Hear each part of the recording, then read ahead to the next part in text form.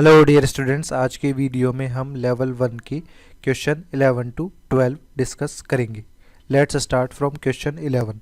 Question 11 अपने को क्या बोल रहा है? Consider a reaction A gas convert into 2b gas if initial concentration of a is 0.5 molar, then select correct graph. यहाँ पर हमारे पास में रेट ऑफ रिएक्शन यानी 0.1 मोलर पर मिनट इनवर्स दिया गया है कि 1 मिनट में 0.1 मोल क्या होगा, डिसोशिएट होगा इससे। तो अपने पास ए गैस दी हुई है और यहाँ पर क्या बन रहा है, 2b गैस बन रहा है। अब initial concentration T equal to 0 पर यहाँ पर 0.5 मोलर है। तो जैसे जैसे हमारे पास में इसमें से कुछ अमाउंट डिसोशिएट होता रहेगा, उसी प्रोपोर्शनेट में 2b बनता रहेगा। जब हमारे पास इन्फाइनाइट टाइम होगा और ये कंसंट्रेशन पूरी ख़त्म हो चुकी होगी तो स्टोइकियोमेट्रिक कोफिशिएंट के आधार पर यहाँ पर जो कंसंट्रेशन मिलेगी वो अपने पास मिलेगी 1 मोलर, 2 टाइम्स ऑफ 0.5। तो इस टाइम के बाद में कंसंट्रेशन ऑफ बी इंक्रीज होना बंद हो जाएगा। तो यहाँ पर हमारे पास में अपन ऑप्शन सी में देखते हैं कि हमारे पास में 5 मिनट तक क्या हो रहा है, क्योंकि यहाँ पर मिनट कितना कंसंट्रेशन डिक्रीज हो रहा है, 0.1। तो यहाँ पे 0.5 डिक्रीज करने के लिए कितने मिनट्स की रिक्वायरमेंट होगी, 5 मिनट्स की रिक्वायरमेंट होगी। तो 5 मिनट्स पे इसकी जो कंसंट्रेशन पहुँच गई है वो कितनी पहुँच गई है, 1 मोलर। बट आफ्टर 5 मिनट्स यहाँ पर कंसंट्रेशन ऑफ बी की कंसंट्रेशन मैक्सिमम जो अटेन हो चुकी है वही कांस्टेंट रहेगी, क्योंकि ए ऑलरेडी कंज्यूम्ड हो चुका है कम्प्लीटली, इसलिए उसकी कंसंट्रेशन में कोई चेंज नहीं है एज टाइम इज इंक्रीजेस। तो option C is the best representation for this equation.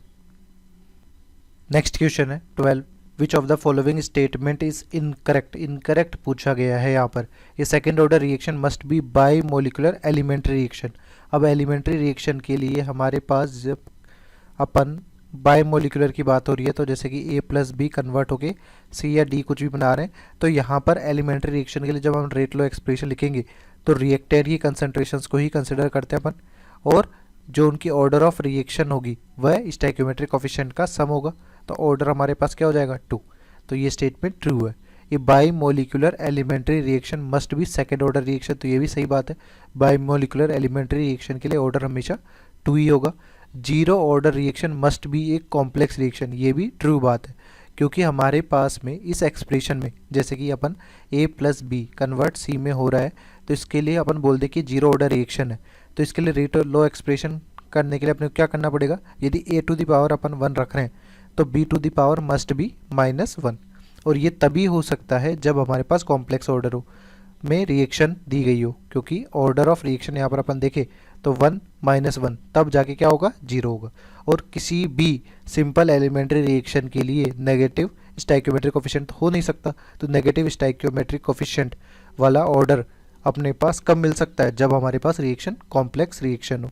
तो जीरो ऑर्डर रिएक्शन हमेशा क्या होगी, कॉम्प्लेक्स रिएक्शन होगी। तो ये भी स्टेटमेंट ठीक है।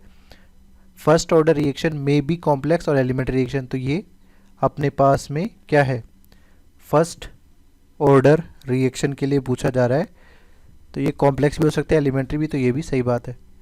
तो second order reaction must be a biomolecular elementary reaction, ये जरूरी नहीं है। यहाँ पर एक biomolecular elementary reaction second order होगी, बट एक सेकंड ऑर्डर रिएक्शन का एलिमेंट्री होना जरूरी नहीं है, वह एक कॉम्प्लेक्स रिएक्शन भी हो सकती है।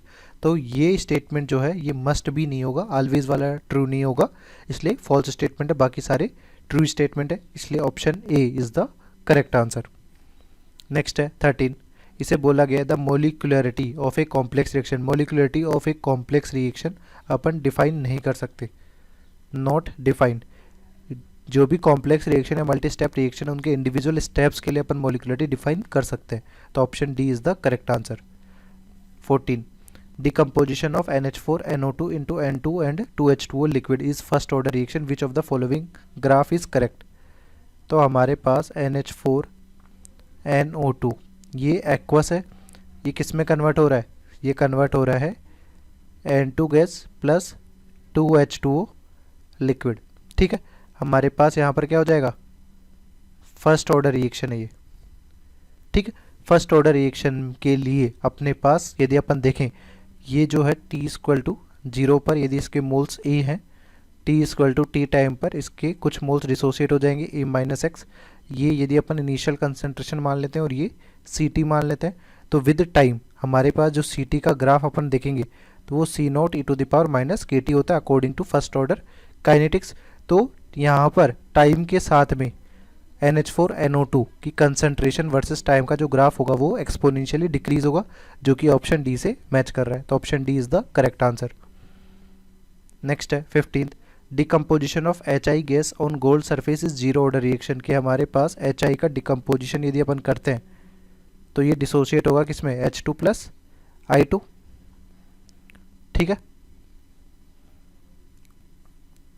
अब यहाँ पर अपन गौर से देखें तो पहले अपने पास बोला गया initially few moles of H2 are present, कि यहाँ से कुछ भी मोल्स प्रेजेंट थे, जैसे कि A था, इसके साथ यहाँ पर B मोल ऑलरेडी प्रेजेंट थे। जैसे इसमें से कुछ डिसोशिएट हुआ तो हमारे पास में यहाँ पर H2 के मोल्स बढ़ रही होंगे और मोल्स डायरेक्टली प्रोपोर्शनल होंगे प्रेशर के, यदि बाकी पैरामीटर्स हमारे पास में क्या है, कांस्टेंट है। तो इनिशियली T इक्वल टू 0 पर भी हमारे पास H2 गैस के कुछ मोल्स होने की वजह से कुछ प्रेशर एग्जर्ट हो रहा होगा, और जैसे जैसे टाइम पास होगा प्रेशर ऑफ H2 इंक्रीज करता जाएगा लीनियरली। तो option B is the correct representation for given question. Next है 16th, consider the plots for the type of reaction. यहाँ पर हमारे पास minus d A upon D t ये एक्सप्रेशन दिया हुआ है।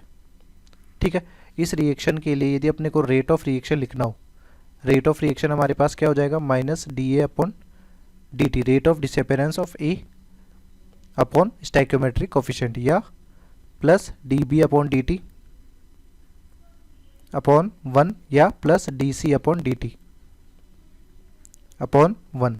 ठीक है, तो यहाँ पर अपन गौर से देखें तो minus d A upon D T का कंसंट्रेशन ऑफ ए के साथ में रिलेशंस चेक करने। तो अपने पास इन ग्राफ्स को देखकर मुझे आइडिया लगाना है कि कौन सा फर्स्ट ऑर्डर होगा, कौन सा जीरो ऑर्डर होगा और कौन सा थर्ड। तो तीनों ग्राफ्स में से अपन देखते हैं, यहाँ पर जीरो ऑर्डर रिएक्शन देखते हैं। तो जीरो ऑर्डर रिएक्शन में हमारे पास सी नोट माइनस सी टी का एक्सप्रेशन होता है के टी का।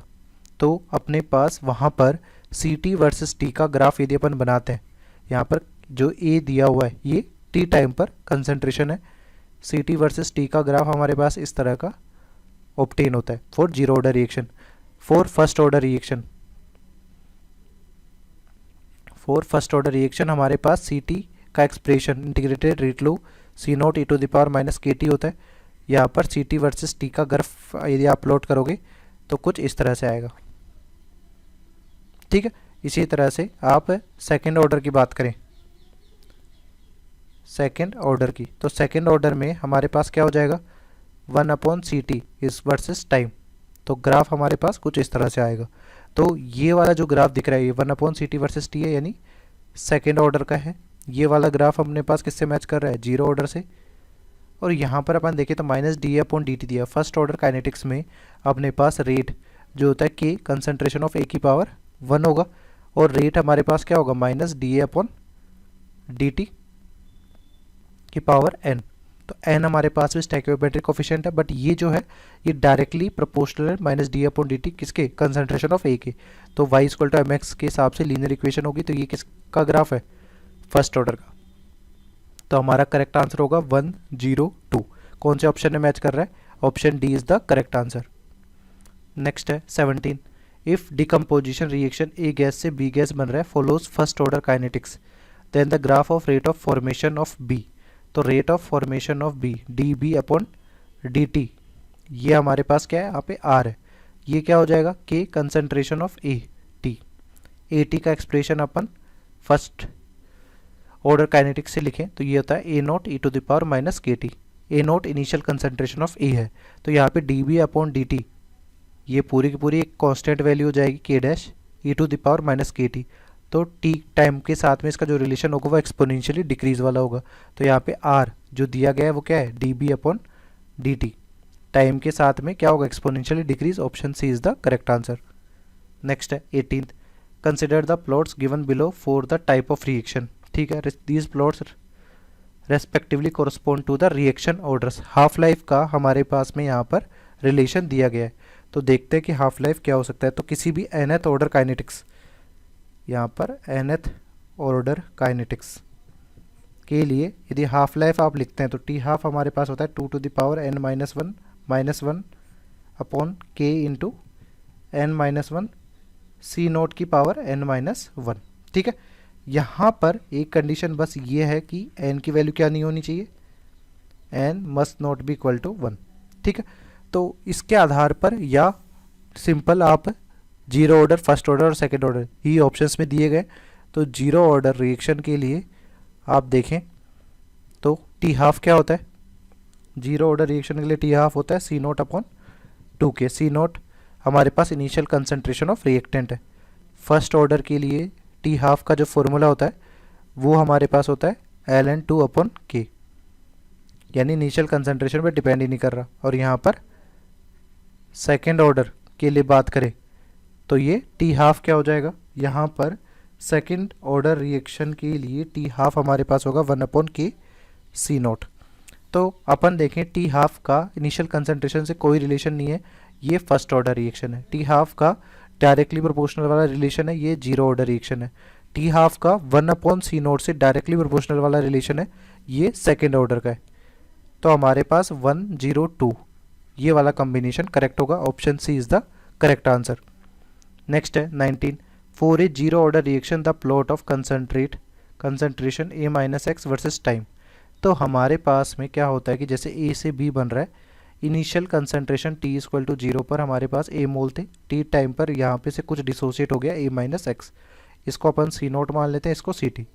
और उसके बाद अपन जीरो ऑर्डर काइनेटिक्स से इसका एक्सप्रेशन निकाले तो C naught minus C t equal to k T. तो सिंपली हमारे पास a-x यानी सी टी वर्सेस टी का ग्राफ पूछा गया। तो इस केस में जो ग्राफ आएगा हमारे पास सी टी वर्सेस टी, वो लीनियर इक्वेशन आएगा विद नेगेटिव स्लोप। यहाँ पर सी नोट की वैल्यू आएगी, तो यहाँ पे स्लोप क्या आ रहा है, नेगेटिव है स्लोप, और इंटरसेप्ट क्या है, नॉन जीरो, पॉजिटिव वैल्यूज है। तो option D is the correct answer. Next है 20, इसे बोला गया what will be the order of reaction for a chemical change having log T half versus log ए हमारे पास इनिशियल कंसंट्रेशन है। तो इसके लिए आप nth ऑर्डर काइनेटिक्स का टी हाफ का एक्सप्रेशन पहले चेक कर ले।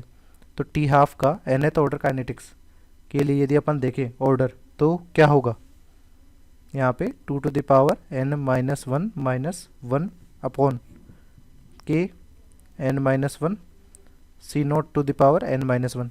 तो इसका log ले लेते हैं अपन, तो log टी हाफ हमारे पास हो जाएगा log 2 to the power n-1 upon k n-1 plus 1 minus n log C naught. C naught यहाँ पर एक ही जैसा ही है कि इनिशियल कंसंट्रेशन ऑफ रिएक्टेंट है। तो अपने पास यहाँ पर आपको वैल्यू रखनी है। तो log T half versus log ए में इंटरसेप्ट आपको क्या चाहिए, पॉजिटिव, प्लस स्लोप भी हमारे पास में क्या होना चाहिए, पॉजिटिव होना चाहिए। तो n की वैल्यू 1 माइनस n, यदि आप 1 माइनस 0 रखते हैं तो 1 हो जाएगा। ये वैल्यू कब आएगी, जब 1045 होगा, और पॉजिटिव स्लोप भी है। तो यहाँ पर n की वैल्यू 0 आप रख सकते हो। यदि n की वैल्यू 0 आप रखते हो यहाँ पर, तो हमारे पास क्या होगा, ये वैल्यू क्या हो जाने वाली है, log 2 to the power -1 upon k। यहाँ पर n की वैल्यू 0 रखी -1, तो ये वैल्यू हमारे पास हो जाएगी log 1/2 -1 का मतलब है -1/2, और यहाँ पर k इंटू -1। तो ये माइनस माइनस तो क्या हो गया, कैंसिल आउट हो गया, log 1/2। ठीक है, और यहाँ पर हमारे पास क्या हो जाएगा, 1 into log C note log T half. ठीक है, तो इस सब केसेस में अपन देखें तो टी हाफ यहाँ पे दिया हुआ है, यहाँ पे स्लोप हमारे पास 1045 आ रहा है, 1 के बराबर आ रहा है, जो कि रिक्वायर्ड कंडीशन मैच है। और ये इक्वेशन हमारे पास y equal to mx plus c से भी क्या हो रही है, मैच कर रही है। ठीक है, तो इस तरह से हमारा आंसर जो हो जाएगा वो ऑप्शन ए हो जाएगा। यहाँ पर ये के भी इंक्लूडेड होगा, जिससे कि ओवरऑल ये हमारे पास में कौन सी वैल्यू आ जाएगी, पॉजिटिव वैल्यू आ जाएगी। ठीक है, तो इस तरह से आंसर हमारा जीरो ऑर्डर करेक्ट होगा, जिसके केस में हमारे पास में क्या आ रहा है, स्लोप हमारे पास 1 आएगा, जो कि 1045 के बराबर होगा।